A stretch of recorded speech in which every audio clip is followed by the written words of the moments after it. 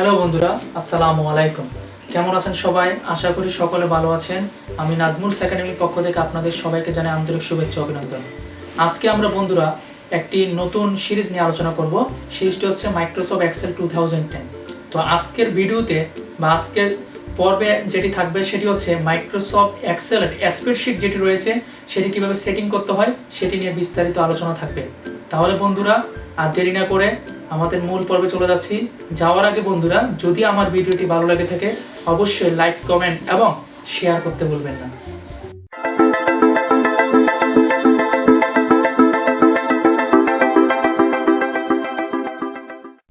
বন্ধুরা, আমি স্ক্রিনে চলে আসলাম।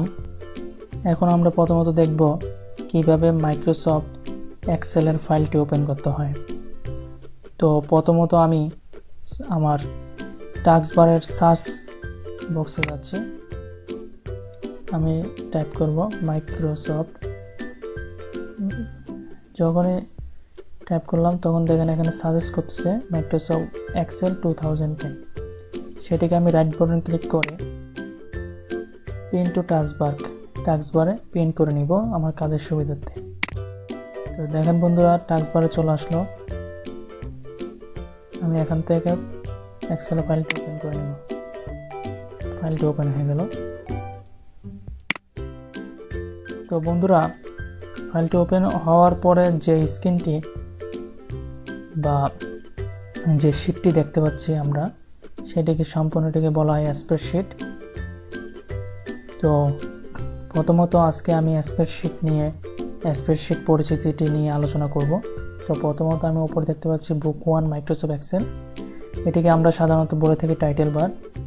আমি এখানে আমার এটির ডিফল্ট একটি নাম চলে আসছে বুক 1। আমি যদি আমার ফাইলটি সেভ করি আমার নিজস্ব কোনো নাম দিয়ে, তাহলে ওই নামটি এখানে শো করবে।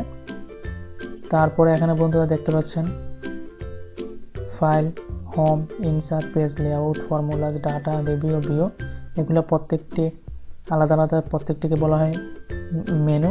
আর এটি যে বারের উপরে দাঁড়িয়ে আছে, যে বারটির উপরে দেখতেছি আমরা, সেটিকে বলা হয় মেনু বার। আর এখানে বন্ধুরা রয়েছে মিনিমাইজ, রেস্টোর ডাউন বা ম্যাক্সিমাইজ, আর হচ্ছে ক্লোজ বাটন। আর এই পাশে কয়েকটি কুইক রয়েছে, যেমন আমরা দেখতে পাচ্ছি এখানে সেভের অপশন রয়েছে, এটা হচ্ছে আন্ডুর অপশন, আর এটি হচ্ছে রেডোর অপশন। তো ওকে, তারপর দেখেন বন্ধুরা এখানে A1 FX লেখা আছে, এটি হচ্ছে ফর্মুলা বার। ABCD এগুলো হচ্ছে টাইটেল বার। 1 2 3 4 এগুলো টাইটেল বার। তার মধ্যে ABC এগুলো হচ্ছে কলাম টাইটেল, আর 1 2 3 4 এগুলো হচ্ছে রো টাইটেল। তো আমরা চাইলে সেলস, এই কলাম যেটি রয়েছে কলামটিকে আমি বাড়াতে পারি। এখানে যখন আমি এই কলামের টাইটেলে ক্লিক করলাম, তখন এখানে যদি যাই তাহলে দেখেন একটি প্লাস সাইন চলে আসছে। আমি যদি এটাকে ক্লিক করে চাপ দিয়ে ধরে টান দিই, তাহলে দেখেন বন্ধুরা এখানে হোয়াইটটি বেড়ে যাচ্ছে। এটা যে কোনো কলামে করতে পারবেন। আবার রো এর ক্ষেত্রেও সেম, আমি এখানে ক্লিক করে যদি আমি এখানে চাই তাহলে এখান থেকে বাড়ানো, এখান থেকে কমাতে পারবো সেমভাবে। তো রো এবং কলাম আমরা এভাবে বাড়িয়ে নিতে পারবো। আর যদি নির্দিষ্ট মাপের যদি আপনি করতে চান, সেই ক্ষেত্রেও করতে পারবেন। আপনার যতটুকু প্রয়োজন, আপনি যদি চান যে আপনার C-D পর্যন্ত সবগুলা কলামকে আসলে সেম সাইজ রাখবেন, সেটাও রাখতে পারবেন। আবার 1 2 3 4 যেগুলো আছে, আপনি যদি এদিক দিয়েও চান সবগুলোকে সেম মাপ রাখার জন্য, সেটাও করতে পারবেন। তো তার আগে আমি বলি, মাঝখানে যে আয়তাকার খোপ ঘরগুলো দেখা যাচ্ছে, সেগুলোকে সেল বলা হয়। সেলগুলো কলাম এবং রো এর সমন্বয়ে গঠিত হয়। এগুলোকে প্রত্যেকটিকে আলাদা আলাদা সেল বলা হয়। এগুলো কলাম এবং রো এর সমন্বয়ে গঠিত। কলাম এবং রোকে গুণ করলে আসলে সেল পাওয়া যায় আসলে। তো আমি যদি এখান থেকে ডি পর্যন্ত করি কলাম, তা আমি এ থেকে ডি পর্যন্ত সিলেক্ট করলাম। সিলেক্ট করে আমি এখানে থেকে বা এখানে থেকে মাউসের রাইট বাটন ক্লিক করলে এখানে অপশন রয়েছে কলাম হোয়াইট। তো আমি যদি এই কলাম ওয়াইডে ক্লিক করি তাহলে আমি দেখতে পাচ্ছি এখানে একটা অপশন চলে আসছে কলাম ওয়াইডের।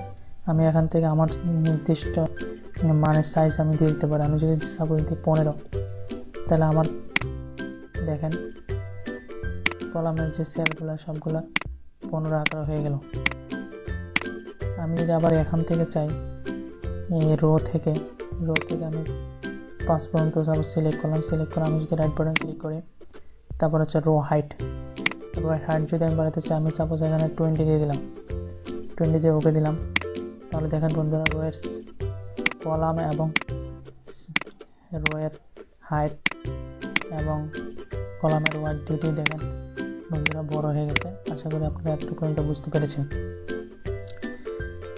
আমরা এক্সেল থেকে আর এক্সেলে কিবোর্ডের অ্যারো কি দিয়ে ডান পাশের অ্যারো কি দিয়ে ডান পাশে যেতে পারি, বাম পাশের অ্যারো কি দিয়ে আবার পিছনে আসতে পারি, নিচের অ্যারো কি দিয়ে নিচের দিকে যেতে পারি, উপরের অ্যারো কি দিয়ে ডান পাশে যেতে পারি। আমরা 4টি অ্যারো কি রয়েছে কিবোর্ডে, ডানে বামে উপরে নিচে, আমরা চাইলে এগুলো দিয়ে সেল চেঞ্জ করে যেতে পারবো। আর যদি আপনি চাইলে আপনি ট্যাব বাটন দিয়েও সামনের দিকে যেতে পারেন এবং শিফট ট্যাব যদি দেন তাহলে পিছনের দিকে ফিরে আসতে পারবেন। তো আশা করি কিভাবে যেতে হবে সামনের দিকে এবং পিছনের দিকে আসতে হবে সেটা আপনারা বুঝতে পেরেছেন।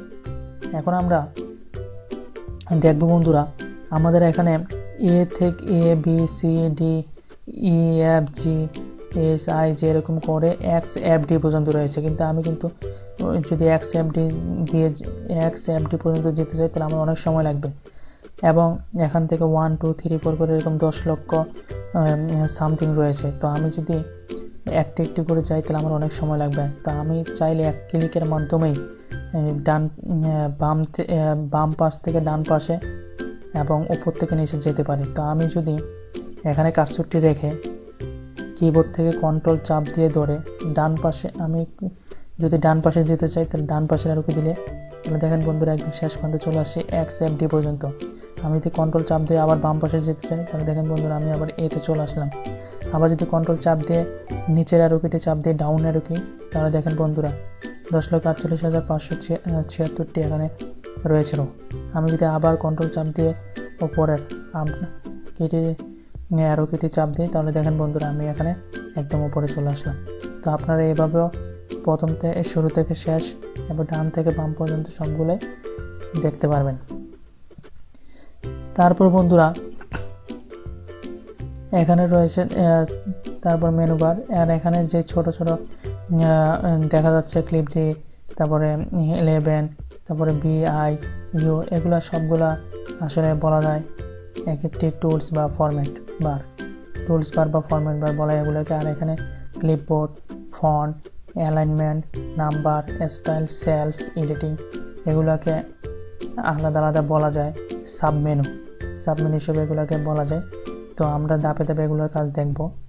তো এখন আমরা দেখব বন্ধুরা নিচের দিকে রয়েছে শিট 1, শিট 2, শিট 3। তো আপনি চাইলে শিট আরও বাড়াইতে পারবেন। আপনি যখন এই বাটনটিতে ক্লিক করবেন তাহলে দেখেন বন্ধুরা এখানে শিট 4 নামে একটি শিট চলে আসলো। তাহলে শিট 1, শিট 2, শিট 3, শিট 4 আপনি যদি চান আরেকটি বানানোর জন্য আপনি এখানে ক্লিক করলে তাহলে শিট বেড়ে যাচ্ছে। আপনি যদি চান এটি আবার ডিলিট করে দিবেন তাহলে আপনার মাউসের কার্সরটি এখানে রেখে কিবোর্ড মাউস থেকে মাউসের রাইট বাটনটি ক্লিক করবেন। ক্লিক করে যখন আপনি এখান থেকে ডিলিট দিয়ে দিবেন তাহলে বন্ধুরা সেটা দেখেন ডিলিট হয়ে গেল।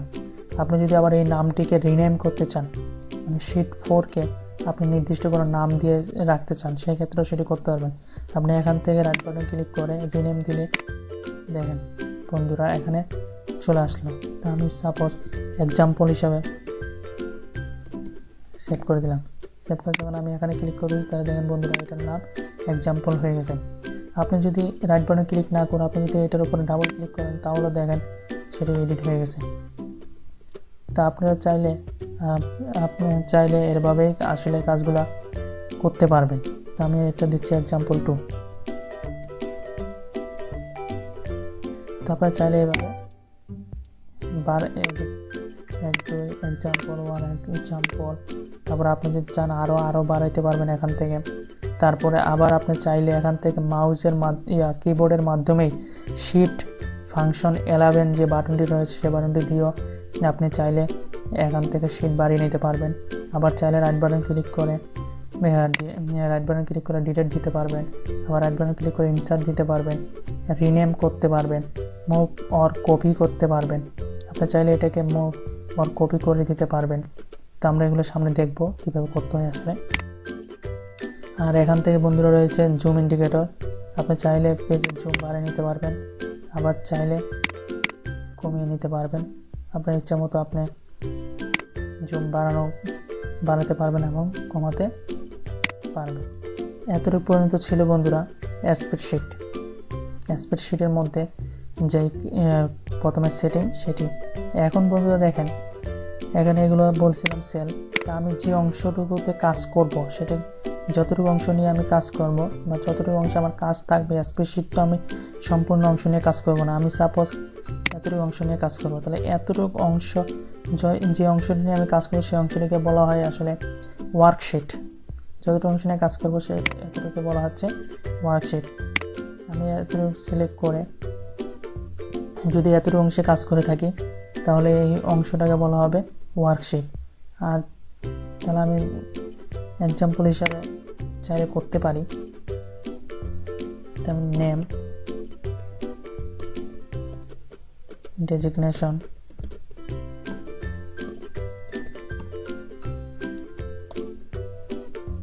আমি চাইলে এগুলো একটু বাড়িয়ে দিচ্ছি, ডেজিগনেশন, ওয়ার্কিং আওয়ার,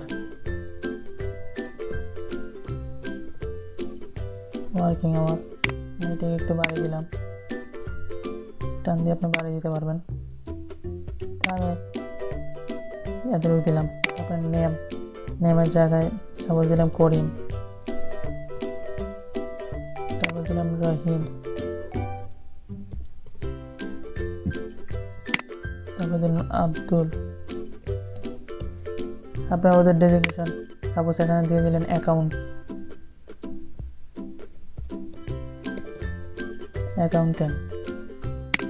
এখানে দিয়ে দিলেন আইটি, দিয়ে দিলেন ম্যানেজার। তাদের ওয়ার্কিং আওয়ার সাপোজ আমি 8 ঘন্টা করে দিয়ে দিলাম, 8 দিয়ে দিলাম। ওকে, এখন আমি এতটুকু অংশে কাজ করলাম, এতটুকু অংশটাকে বলা হয় ওয়ার্কশিট। আর এই ছোট ছোট খোপগুলোকে বলা হয় সেল। এবং আমি যদি ভবিষ্যতের জন্য ফাইলটিকে সেভ করে রাখি তখন সেটাকে বলা হবে ওয়ার্কবুক। আমি সেভ কীভাবে করতে হয়, ফাইলে যাব, ফাইল থেকে সেভে ক্লিক করব। সেভে যখন ক্লিক করব তখন দেখেন এখানে ফাইল নেম চাচ্ছে। তো আপনি সাপোজ ফাইল নেম দিলেন example1।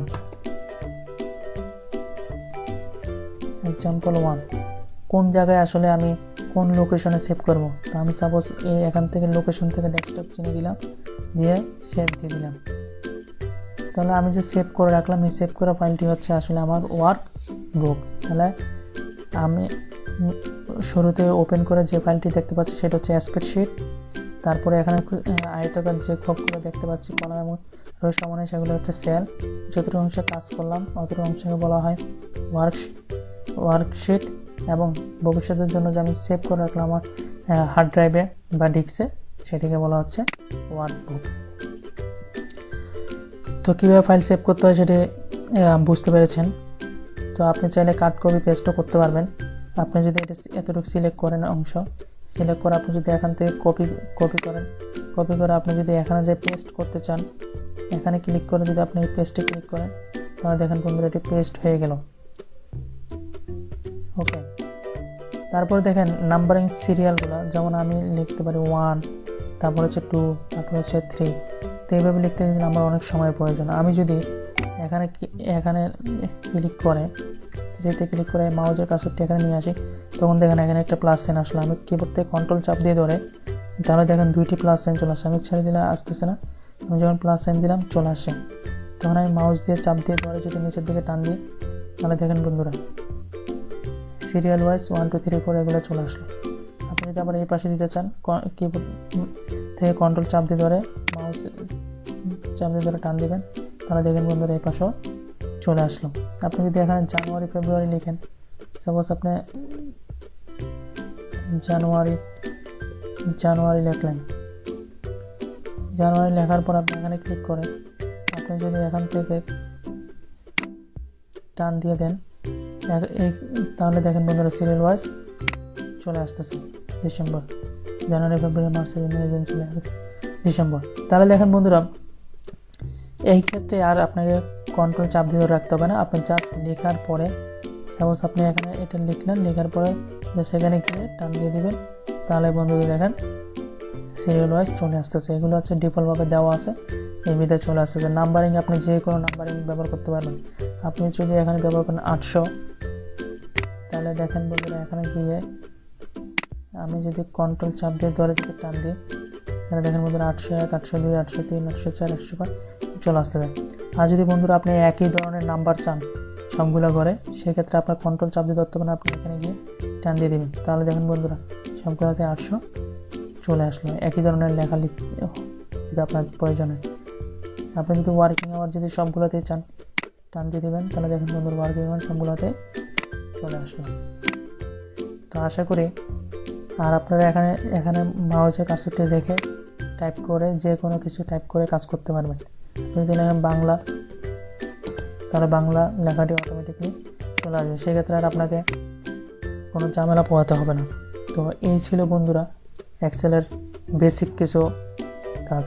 আশা করি বন্ধুরা ভিডিওটি আপনাদের ভালো লেগেছে।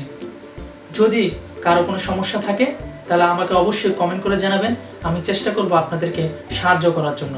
বন্ধুরা আপনারা যদি আমার চ্যানেলে নতুন হয়ে থাকেন তাহলে অবশ্যই সাবস্ক্রাইব করে পাশে থাকা বেল আইকনটি প্রেস করে দিবেন, আর যারা ইতিমধ্যে সাবস্ক্রাইব করেছেন তাদেরকে অসংখ্য ধন্যবাদ।